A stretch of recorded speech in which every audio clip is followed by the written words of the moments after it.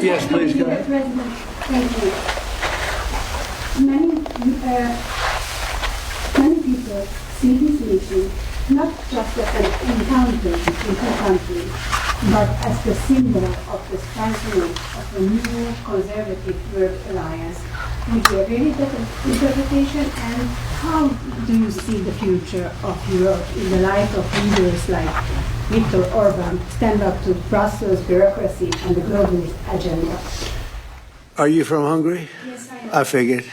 The fact is that he's a great leader, and he's respected all over, not necessarily liked by some of the leaders, but, you know, those leaders have proven to be wrong. If you look at his stance on immigration and other things, you know, if you look at Europe, they've made tremendous mistakes on immigration. It's really hurting them very badly. He has not made a mistake on immigration. So he's respected by everybody. He's liked by some. And I can tell you, I like and respect. I'm a double. I like and respect him. And that's the way Hungary is being led. They're being led properly. And that's why he's going to be very successful in his upcoming election. Mr. President, may I have a comment on that? You know, language is important because the Anglo-Saxon terminology is different from the European one. So to use categories can create some misunderstanding. So I would like to be clear as much as we can. We are the only government in Europe which considers itself as a modern Christian government. All the other governments in Europe are basically liberal leftist governments.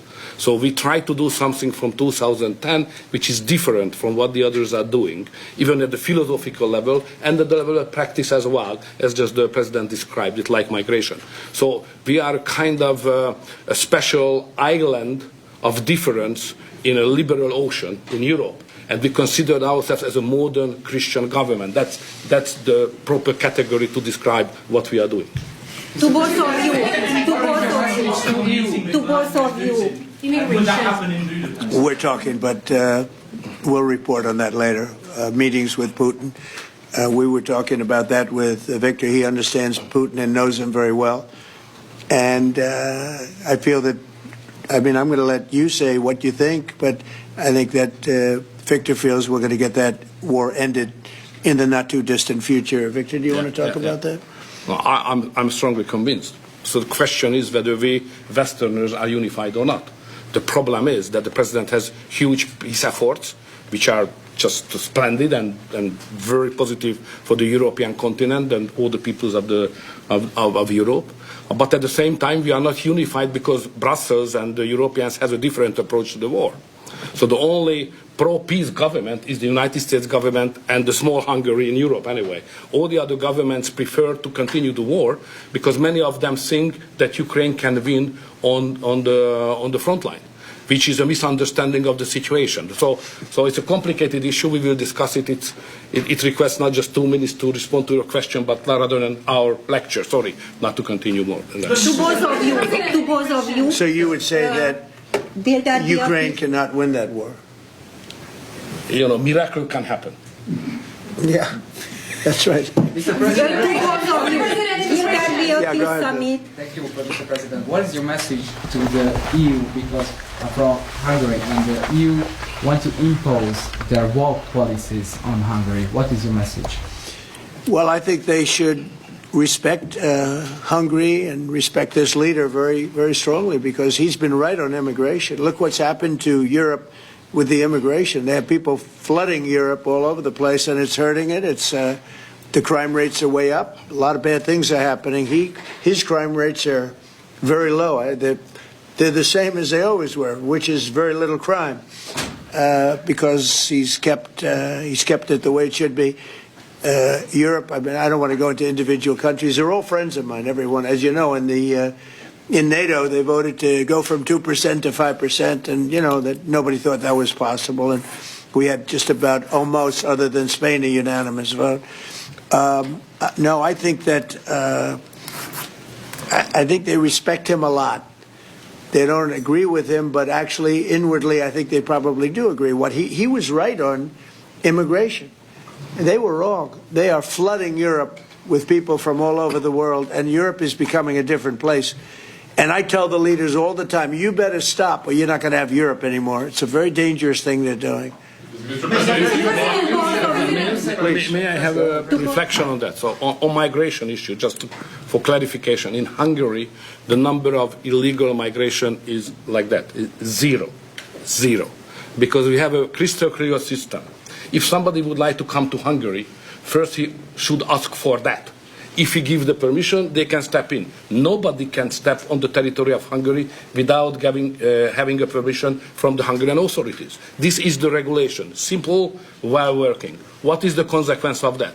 We are under sanctions, financial sanctions of European Union, because we don't let the illegal migrations to come to Hungary and to the European Union as well. So we have to pay, just to inform you, we have to pay every day 1 million euro as a punishment to the Brazilian budget, because they stop the migrants.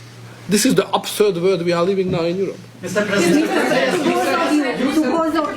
both of you. Go ahead, please. Bill, Yes, Thank go you ahead. so much. Thank you.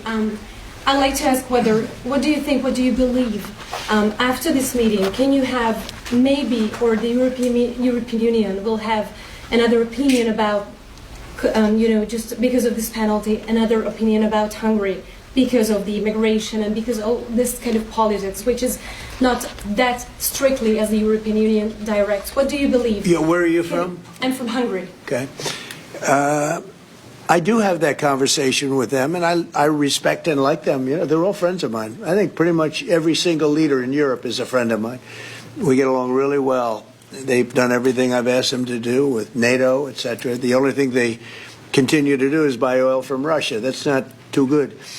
But I told them they should respect this man. They can also learn from Viktor. Viktor has had a very hard stance on, more than anything else, immigration or even illegal immigration. He literally has accepted no one over the years. Think of how much greater these countries would be if they didn't have the tremendous crime that has come in with the immigration.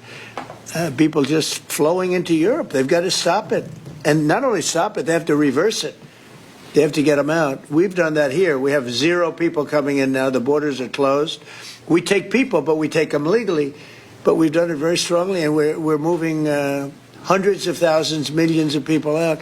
We had, of the 20 million people, 25 million, nobody knows even what the number is. They never knew. Biden had no idea. He had no idea. I don't believe he had any idea what was happening, because he wasn't about open borders.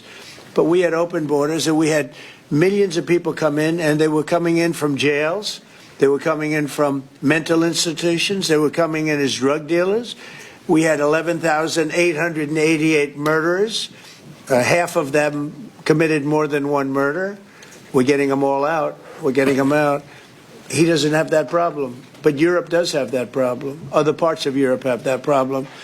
So, I tell them all the time, I stick up for Viktor Orban. Not a lot of people do, because in many cases they're jealous. They wish they did what he did. They would have no problems if they did what he did. And I have a bigger heart than anybody, but, they've destroyed some of those countries. Some of those countries had no crime 10 years ago, and now they have quite a bit of crime. And I would say that I don't know anything about your crime levels, but I would imagine they're very low. Down. Huh? Very Not down. too high, right? No, it's very down. One of the best in Europe. I had a feeling. Sorry, may I have one remark? Sure, please. No. Just a clarification as well. I'm not here to ask how President Trump to manage my conflicts or our conflicts with the European Union. This is our matter, so we will do it.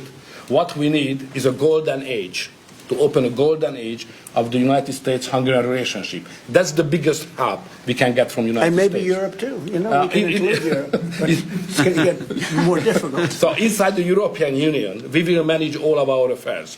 To be the most possible humble guy, yeah?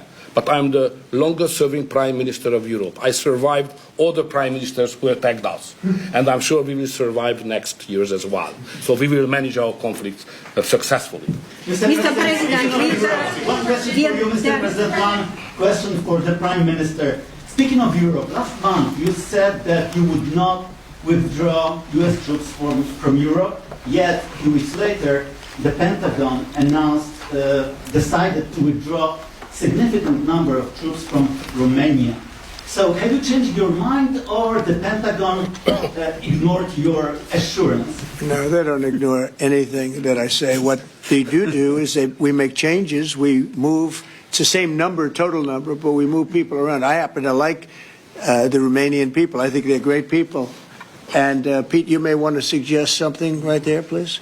Absolutely. No, nothing was uncoordinated with the White House. It's all part of the view that we have of Europe, and there will remain troops in Romania, but there's some change in how we rotate and how many we rotate. And the relationship with Romania is very good, right? It's very good, and we've coordinated all this with Secretary General Ruta, with throughout EUCOM, throughout our allies. Everyone was notified in advance. The relationship with Romania is very good.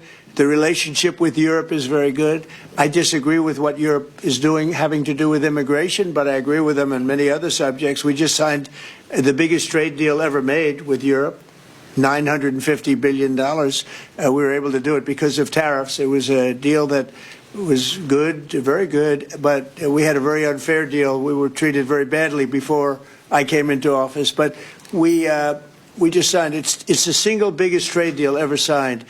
So we have a very good relationship with Europe. Yeah.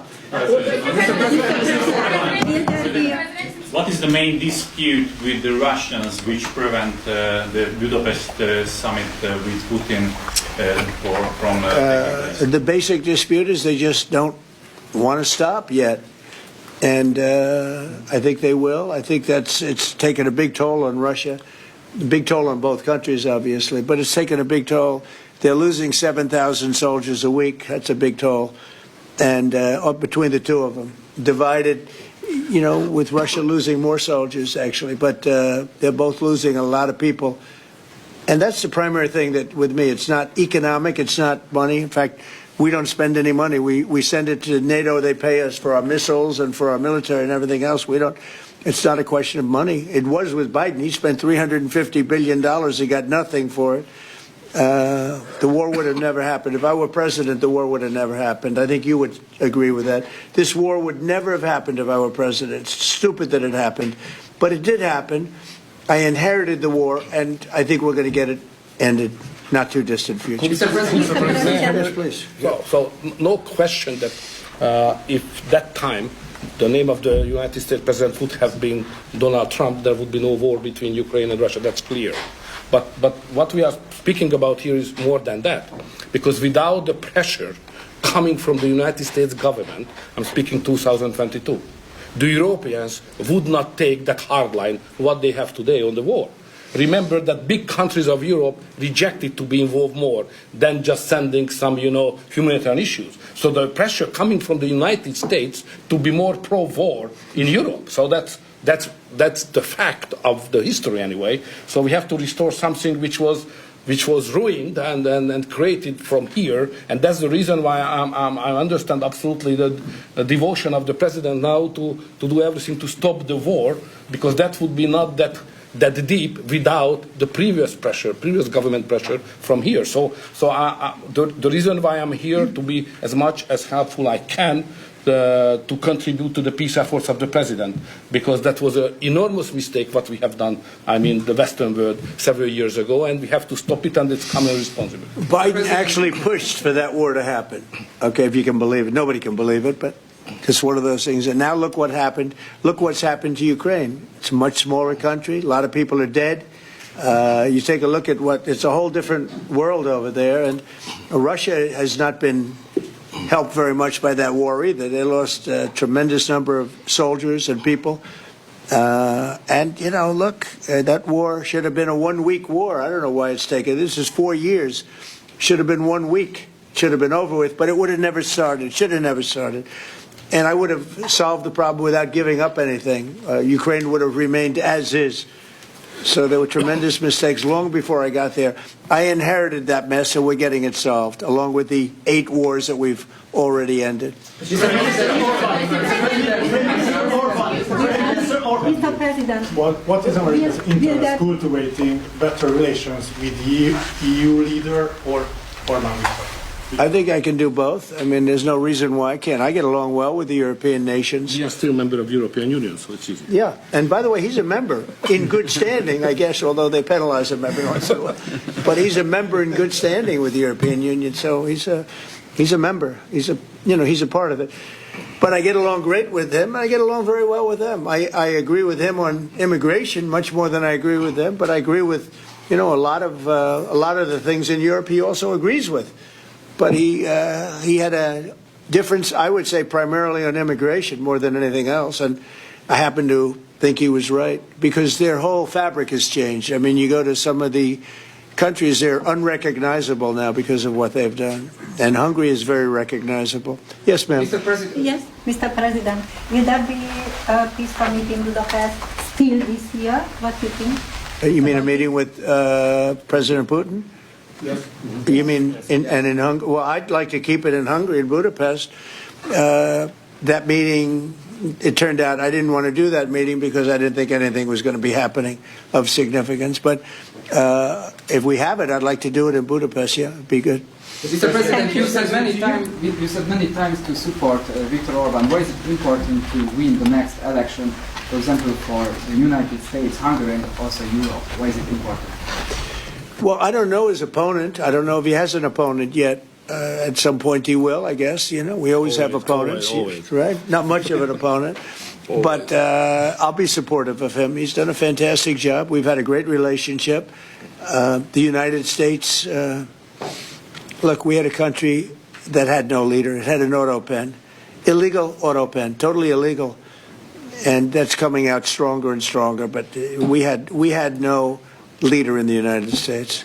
I mean, Hungary, as an example, had no relationship with the United States, even though we do, billions of dollars in trade with Hungary. Hungary's a big country economically. We do, billions of dollars in trade with Hungary.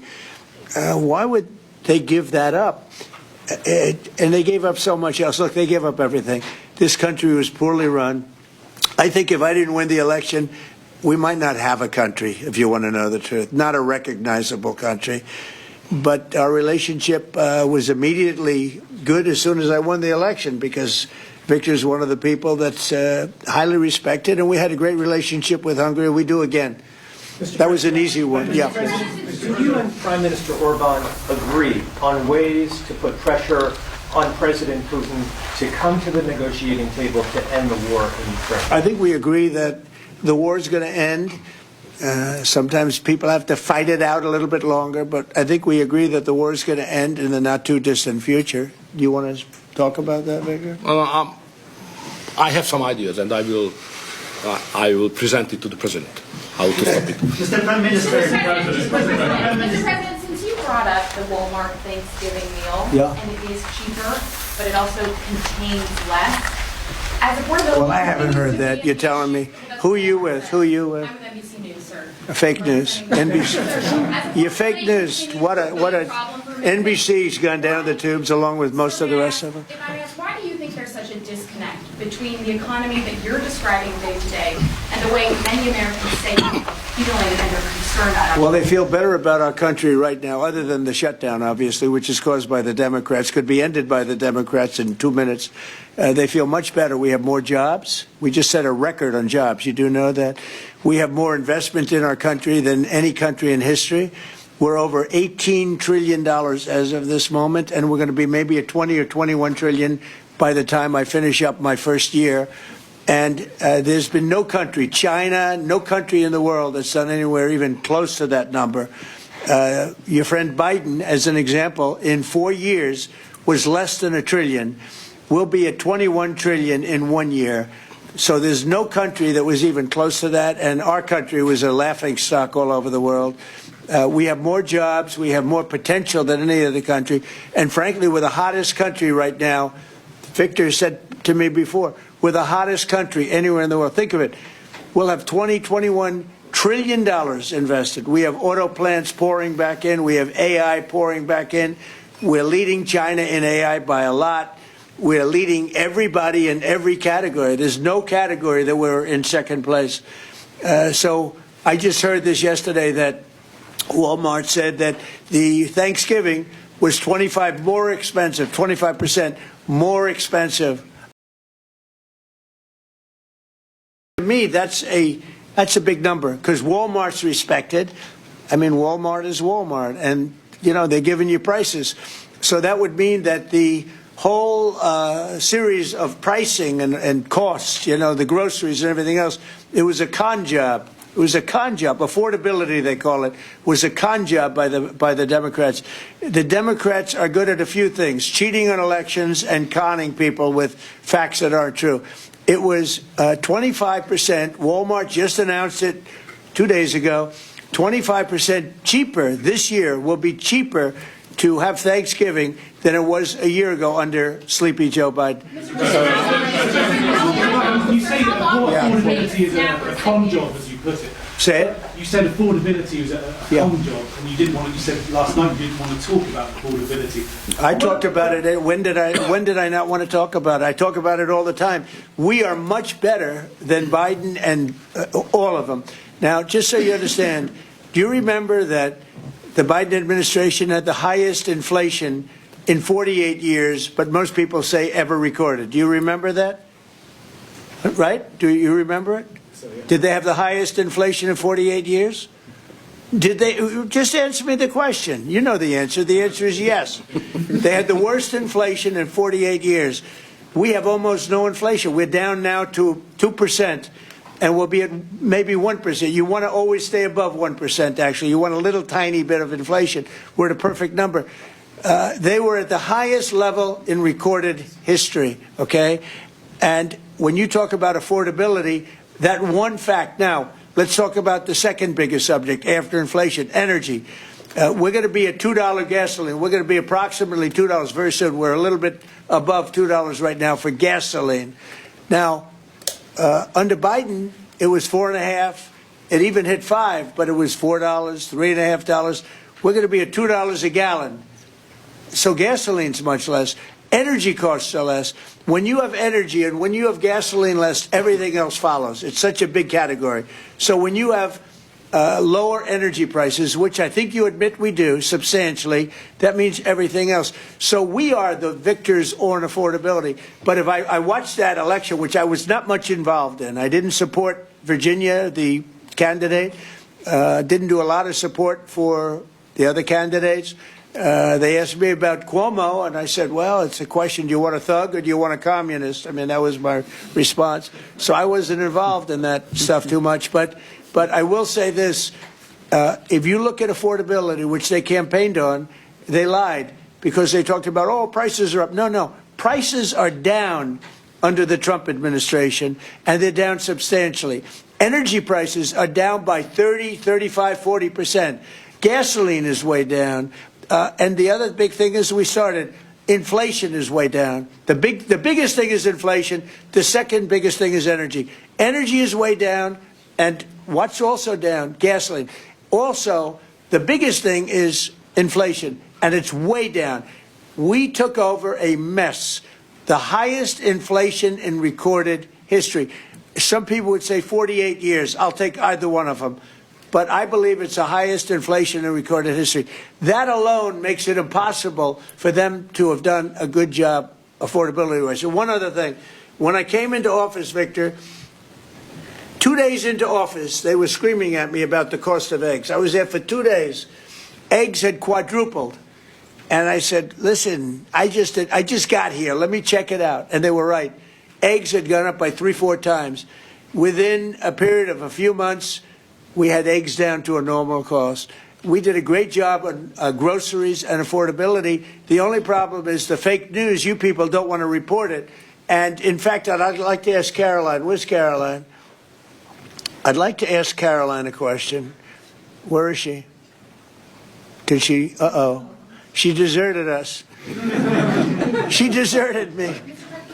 Our great Caroline superstar deserted me. Anyway. She's right outside. She was going to talk about it because The fake news yesterday, they talked about that. They said, oh, I don't want to talk about affordability. The reason I don't want to talk about affordability is because everybody knows that it's far less expensive under Trump than it was under Sleepy Joe Biden. And the prices are way down. Caroline?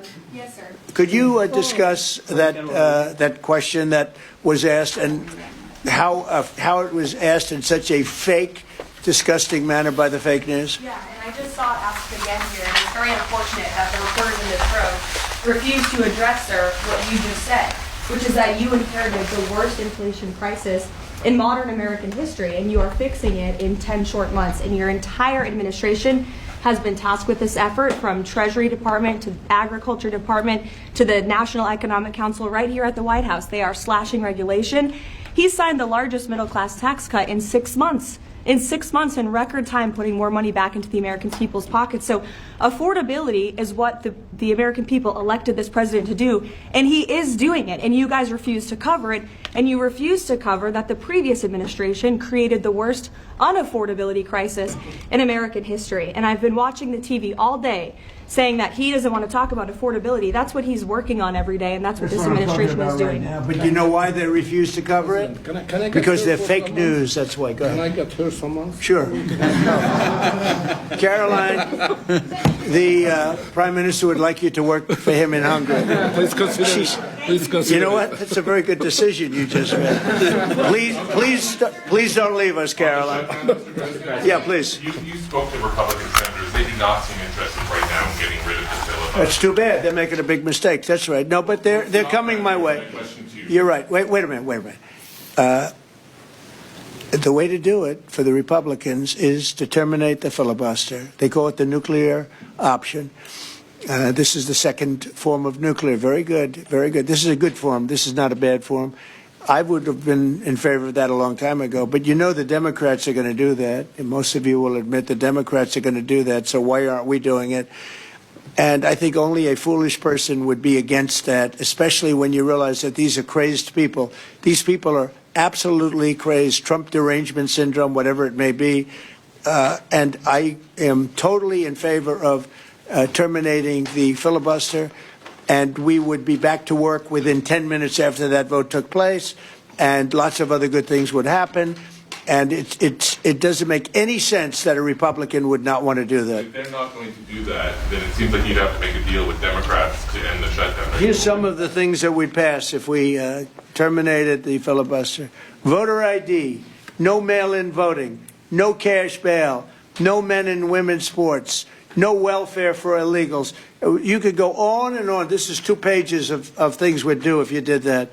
Without it, I don't know that you pass anything because you can't deal with them. They're really irrational. They really are. But I was happy to see that a tremendous liability to this country, a woman that made herself rich in this country, Nancy Pelosi, has quit. And she'll be out of here pretty soon. And I consider that to be a great asset for America, getting her out. Yeah, please go. Are you really going to deal with Democrats? They're not interested in it. I don't know. We'll see what they have. I mean, we'll see. But they're very destructive for the country. NBC, fake news. I'm not taking you. Go ahead. Mr. President, are you worried about it backfiring in the future on Republicans? Should they get rid of the filibuster and then down the road, Democrats? Well, normally I would say, well, a little bit. But the reason that I'm not is because if they ever took over power, they'll do it. Look, Joe Manchin and Sinema are 2 people that are no longer in politics because of this issue. They were opposed to what the Democrats wanted to do. They wanted to terminate the filibuster. They were opposed to it. They're no longer in politics. They're gone. The Democrats will do this. So if the Democrats are going to do it, I'm saying Republicans should do it before they get a chance. It's very simple. And if we do it, we will never lose the midterms, and we will never lose the general election, because we will have produced so many different things for our people, for the country, that it would be impossible to lose an election. Are you worried about an AI bubble? No, I love AI. I think it's going to be very helpful. So many things are happening with it, and in addition to which, we're leading China, we're leading the world in AI. We're building massive electric plants that the companies themselves are building for their plant. I've given them the right, because we need so much electricity for that. Just the word is electricity, believe it or not. Double the electricity that we currently have in the country for just the AI plants. And I've allowed those companies to rebuild and build electric plants along with their facility. We're getting approvals done in less than a month, sometimes in 2 weeks, for massive, beautiful, massive buildings. And no, I'm totally in favor of it. I think it's really going to be the wave of the future, and we're leading the world. We're leading everybody by a lot. How long do you think the shutdown will last?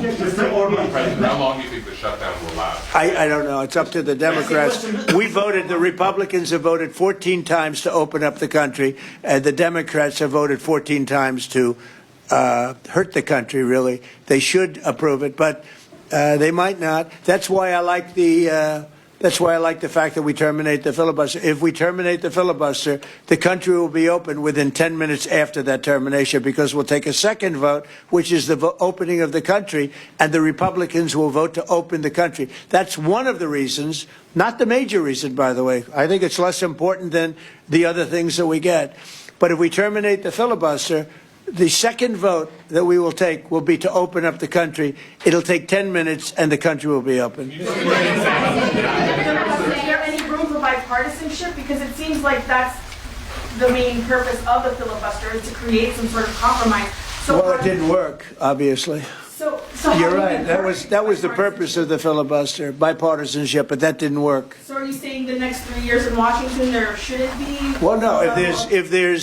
If the filibuster is terminated, we will have the most productive 3 years in the history of our country. If the filibuster is not terminated, then we will be in a slog with the Democrats, and very little for either party will be done. So it's a good thing.